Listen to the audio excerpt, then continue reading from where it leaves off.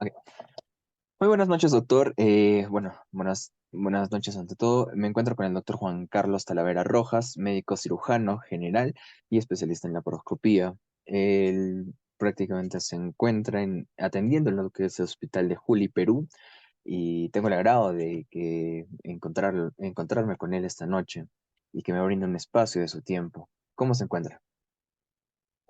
Muy bien, siempre dispuesto a poder conversar de temas tan importantes que tienen que ver con nuestra salud en primera instancia. Y siempre para apoyarlos a ustedes, ¿no? Que están en formación. Claro, como usted sabrá, ya conversamos previamente, nuestro tema que vamos a tratar el día de hoy va a ser lo que es sistema respiratorio. Muchos lo consideran una obra maestra de la ingeniería biológica, una sinfonía de órganos, procesos que nos permiten algo tan vital y natural como respirar, desde el momento que nacemos hasta cada aliento que tomamos. Este sistema también va a ser la red visible que sostiene nuestra vida. Lachman también, lo menciona como el soporte de vida desde el primer momento que nosotros respiramos. Y bueno, algo que también podemos mencionar es que la complejidad y la belleza de este sistema va a nacer desde los alveolos pulmonares y todo lo que va a ser los neumocitos tipo 2.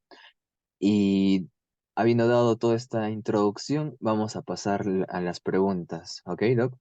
Entonces, una de las primeras preguntas que a todo estudiante de medicina nos interesa saber, y sobre todo a usted que es un especialista en una de las ramas más variadas, que es la cirugía general, entonces, ¿podría decirnos cuáles son las principales complicaciones respiratorias que pueden surgir en neonatos, bebés prematuros, y cuáles son sus causas fisiopatológicas en caso del sistema respiratorio? Bueno, esta es una pregunta bastante importante. Debería responderlo el pediatra, ¿no?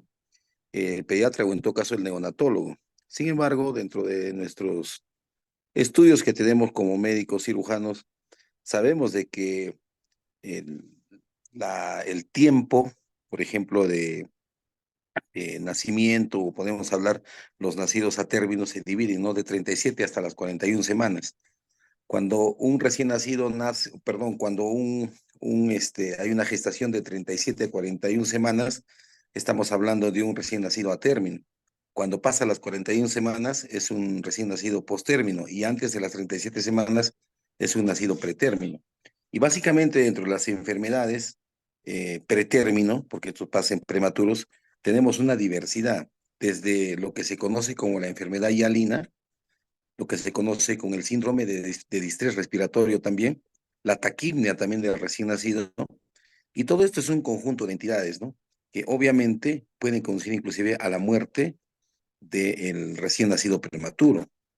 Hay una clasificación, inclusive, que seguramente ustedes ya la saben, en cuanto a los recién nacidos, desde la prematura, inclusive hay microprematuros, aquellos que pesan menos de 800 gramos. Entonces, esta diversidad digamos, de enfermedades van a hacer, obviamente, que se pueda tener un abordaje clínico certero desde el momento, inclusive, de la preconcepción. Es por ello que hoy en día se utiliza mucho lo que se conoce como la ecografía. Y la ecografía juega un papel dramático. Esto es trabajo ya del ginecólogo.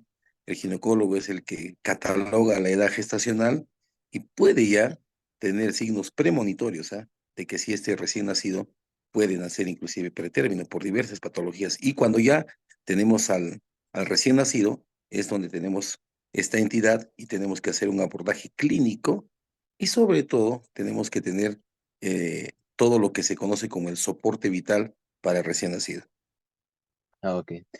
Entonces, bueno, hablemos sobre las causas y efectos fisiopatológicos del síndrome de apnea e hipopnea del prematuro en caso de la respiración neonatal. ¿Qué podría darnos su opinión sobre de este síndrome? Bueno, el asunto que usted lo ha manifestado tiene que ver mucho con la patología propia, ¿no? Por eso es que hoy en día se habla precisamente del tratamiento del recién nacido. Y para eso tenemos que hablar de una entidad importante que se conoce como la maduración pulmonar fetal. Esta maduración pulmonar fetal tiene que ver mucho precisamente con el tratamiento que se le va a dar. la administración, por ejemplo, de corticoides va a ser importante para que recién nacido pueda, digamos, tener la posibilidad de tener un pronóstico, digamos, positivo y que permita, digamos, hacer ya pues un abordaje clínico desde el punto de vista, inclusive puede haber una reanimación neonatal con soporte básico, ¿no? Desde el básico hasta el avanzado y como el que se conoce. Claro. En todo caso, eh, como eh, podemos ver en caso que en todo lo que es sistema de respiraciones es muy raro, pero existen todo lo que son malformaciones congénitas, como las anomalías de la vía respiratoria que afectan la función respiratoria como tal. ¿Cómo sería un abordaje quirúrgico que debe realizarse tempranamente en lo que son los niños que lo requieran? Bueno, es bastante alejado, ¿no? Porque generalmente esto también es una especialidad, la cirugía pediátrica es quien maneja ello, ¿no? Inclusive debería ser cirugía pediátrica, cardiopulmonar, quienes deben manejar este tipo de abordajes. Es muy difícil que se pueda hacer una intervención quirúrgica, por ejemplo, en un recién nacido pretérmino, a salvo que haya una complicación netamente, digamos, pulmonar, dramática, que pueda, digamos, conllevar a un pronóstico malo para el recién nacido. Generalmente esto, ¿cuándo pasa? Pasa cuando de repente ya el recién nacido tiene pues ya los años correspondientes en edad preescolar, escolar, juvenil o de adulto, ¿no? Entonces, generalmente, ¿cuándo se manifiesta este tipo de enfermedades para poder hacer un abordaje quirúrgico? Obviamente, no necesariamente es en pretérmino. Yo, por lo menos en la práctica clínica que yo tengo, yo nunca he visto operar a un recién nacido, ¿no? De una determinada enfermedad o hacer un acto quirúrgico, digamos, relacionado con una insuficiencia respiratoria, por ejemplo. Siempre el soporte vital es básico, elemental, hacer un diagnóstico y por el mismo hecho, ¿no? De que existe pues la patología como tal, no es muy frecuente abordajes quirúrgicos, por ejemplo, en recién nacidos. Claro. Entonces, hablamos de pacientes que no son pretérmino. Entonces, eh, la atelectasia neonatal va a ser común en este tipo de pacientes y cómo pueden afectar la oxigenación y ventilación pulmonar en este tipo de bebés. Claro, pero la atelectasia pulmonar no es un tema netamente quirúrgico, ¿no? La atelectasia personal es una entidad médica que no necesariamente tiene que tener un abordaje quirúrgico, salvo que podría estar acompañado de repente de un neumotórax, que puede ser por una causa traumática, o un neumohemotórax, ¿no? Mm. Presencia de aire y de digamos, de sangre dentro de la cavidad torácica. Se ha presentado en algunos casos, para eso se tiene que hacer un soporte netamente de un drenaje torácico, ¿no? Se puede poner un tubo, digamos, torácico para poder drenar todo ello, pero obviamente el diagnóstico tiene que ser a través de una placa radiográfica, una tomografía. Como le digo, hablar de una atelectasia y decir que esto se va a operar, o sea, sería engañar, ¿no? Porque no hay un abordaje quirúrgico. Es como que usted me diga una neumonía, se va a tener que operar, o sea, eso no es, o sea, es un tratamiento médico. Solamente las entidades quirúrgicas se presentan cuando existe, digamos, un riesgo que va a ser incompatible con la vida este caso sería del recién nacido a término. Generalmente las enfermedades respiratorias por causas pulmonares en los recién nacidos se presentan ¿en quiénes? En los recién nacidos pretérmino. Los recién nacidos a término tienen muy poca dificultad. Los pretérmino sí son los que tienen dificultades. Por ejemplo, la primera, la enfermedad de membrana hialina.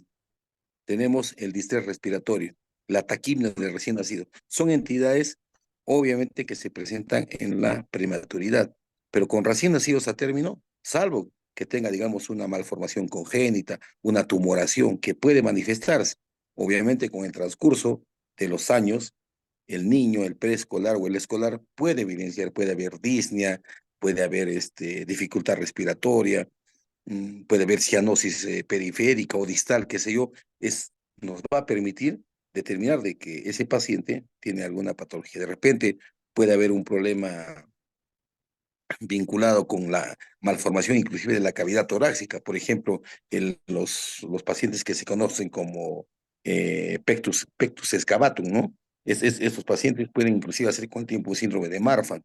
O sea, esa situación tiene que estar siempre correlacionado con el diagnóstico clínico, no necesariamente quirúrgico. Claro.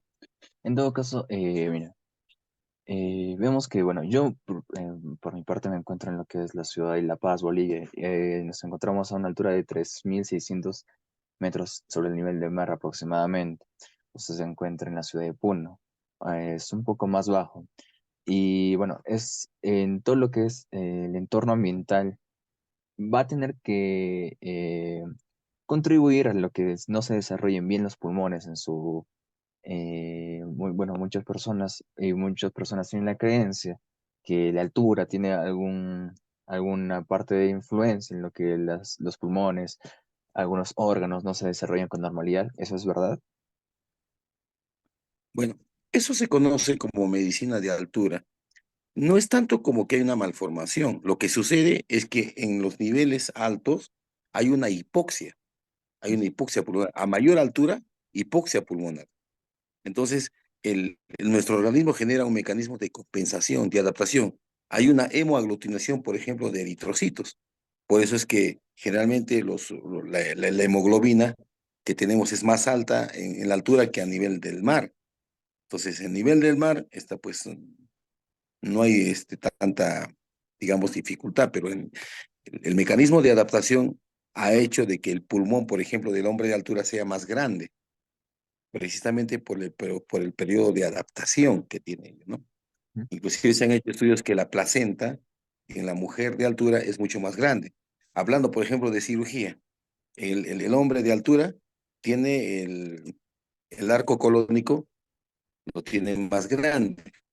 Por eso hablamos inclusive del sigmoides, el dólico megacolon, ¿no? Que es un sigmoide grande que se ha estudiado y se ha visto que es precisamente de este periodo de adaptación. O sea, no podemos decir que porque existe, porque no estamos en altura, van a haber malformaciones pulmonares de altura. Lo que pasa es que existe un periodo de adaptación de nuestro organismo a precisamente esta hipoxia que tenemos cuando estamos por encima de los niveles permitibles, ¿no? O permisibles sobre lo que se conoce el nivel del mar. Claro. Bueno, entrando a otro tema, viendo que, bueno, pasamos el tiempo de lo que es primavera, el polen entra en lo que son a los niños, y esto, bueno, va a causar constantes resfríos, viene lo que es la influenza, algunos niños generan, o bueno, tienen asma, y otros vienen con lo que es la famosa bronquiolitis. Y bueno, ¿cuáles serían los síntomas más comunes de la bronquiolitis y cómo sería su manejo? Bueno, básicamente todas las enfermedades, esto se conocen como las enfermedades respiratorias agudas. También tenemos enfermedades respiratorias crónicas. Por ejemplo, la enfermedad pulmonar obstructiva crónica. Pero dentro de las entidades más frecuentes que tenemos es básicamente las enfermedades respiratorias. Estas enfermedades respiratorias, desde una simple faringitis, una faringoamidalitis, una bronquitis y posteriormente a una neumonía. Generalmente en los recién nacidos tenemos esta enfermedad que se conoce como la bronquiolitis. Como su nombre dice, no es una inflamación precisamente de los bronquios, pero con otras características clínicas. Los mecanismos fisiológicos, fisiopatológicos ya sabemos, inclusive hay una hiperreactividad de los procesos netamente que tienen que ver con la respiración propia. Sin embargo, el tratamiento tiene que darse, básicamente tiene que estar enfocado en el agente etiológico. Tenemos la entidad clínica, tenemos que saber cuál es la etiología, hay que saber cuál es el cuadro clínico, cuál es el diagnóstico diferencial. Y después de ello, vamos a dar un tratamiento en función a los exámenes de laboratorio como complemento. Como le digo, esta entidad es una entidad que debe manejarlo básicamente ¿quién? El pediatra. Es más, de repente debería manejarlo el neumólogo pediatra. Yo soy cirujano, cirujano general y laparoscopista. Dentro de nuestra especialidad, nosotros se presentan esas entidades, pero nosotros derivamos al especialista para que sean ellos quienes den el tratamiento correspondiente. Pero si usted me diría, por ejemplo, ¿Qué pasaría de un trauma torácico? Yo sí tengo la obligación de saber y de contestar cuál es el manejo. Pero el manejo propio de este tipo de entidad tiene que hacerlo el pediatra o en todo caso el neonatólogo. Claro. Y bueno, ya para terminar, usted sabe que durante todo este tema del, como se menciona, las infecciones de vía respiratoria alta, preocupan a los padres, porque a nadie, a ningún padre le gusta ver a su hijo mal, enfermo. ¿Cuál sería la recomendación que usted da a los padres en caso que vería a su hijo con un síndrome de estrés respiratorio, ah, y bueno, con un tipo de infección en la vía de respiratorias? Primero tenemos que identificar, como digo, nuevamente, el agente etiológico. Una vez que sepamos cuál es el agente etiológico de esa enfermedad, empezamos a hacer todo un plan de trabajo. Pero no, obviamente tiene que ver mucho acá las medidas preventivas que se debe dar a todo padre de familia, a toda madre de familia, a la población, a la sociedad en pleno. Las medidas generales, después de que hemos tenido la pandemia, nos ha dejado un legado importante que tiene que ver justamente con las medidas sanitarias generales, desde un simple lavado de manos hasta lo que conocemos un tratamiento oportuno con medicamentos sintomáticos hasta saber exactamente cuál es el agente etiológico y dar el antibiótico que pueda corresponder. Entonces, si tenemos que darle una recomendación a los padres, es de que exista pues un mecanismo de alerta y que tampoco se pueda caer en lo que se conoce hoy por hoy, es acudir a la farmacia, acudir al personal empírico para recibir un tratamiento. Entonces, el tratamiento tiene que estar enfocado a la entidad clínica. Por ejemplo, si hablamos de una neumonía, ¿por qué un niño tiene una neumonía? Porque ha habido un descuido generalmente de los padres. Han permitido de que este proceso infeccioso pueda avanzar. Y después de la neumonía, ¿qué va a venir? Va a venir un proceso séptico, va a haber una sepsis. Entonces, lo que tenemos que hacer es evitar que se llegue a que la enfermedad pueda avanzar. Para esto, el tratamiento, desde una simple radiografía de tórax hasta un examen laboratorial clínico, nos va a dar el diagnóstico correspondiente. ¿Pero qué se necesita? Fundamentalmente, tener la certeza, la habilidad para poder hacer un diagnóstico oportuno. Y a la población tenemos que decirle la verdad, que en temporadas, por ejemplo, de invierno, ¿qué debe hacer pues una mamá o un papá con su niño? Tiene que abrigarlo, obviamente. Entonces, y si es que tiene manifestaciones clínicas que se evidencian, este niño tiene que guardar reposo. No podemos exponerlo a que esté pues en actividad, tiene que guardar reposo. Y lugares donde se puedan hacinar, o sea, donde hay un lugar donde pueda haber un inminente contagio, tenemos que bloquear. Entonces, es importante, ¿no? Por eso yo decía, la pandemia nos ha enseñado muchas cosas a nosotros los médicos para poder tener abordajes clínicos importantes. Nos ha enseñado a hacer uso del agua y el jabón, que es una medida general, a hacer uso del alcohol, a hacer uso de la cuarentena, ¿no? Que es importante. Entonces, el distanciamiento físico.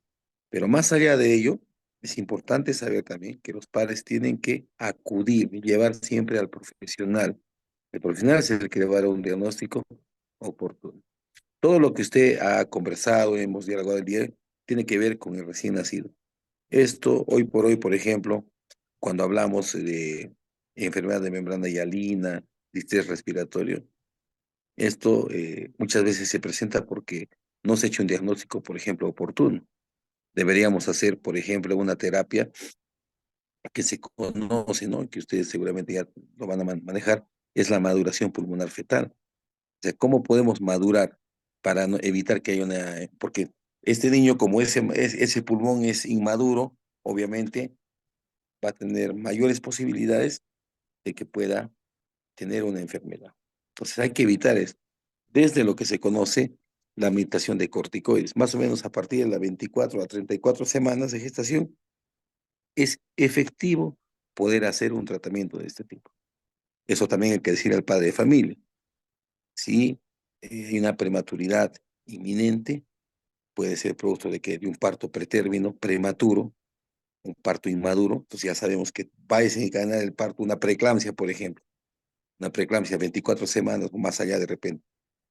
Ya sabemos que va a haber un parto inminente, hay que estar empezando a madurar ese pulmón del feto.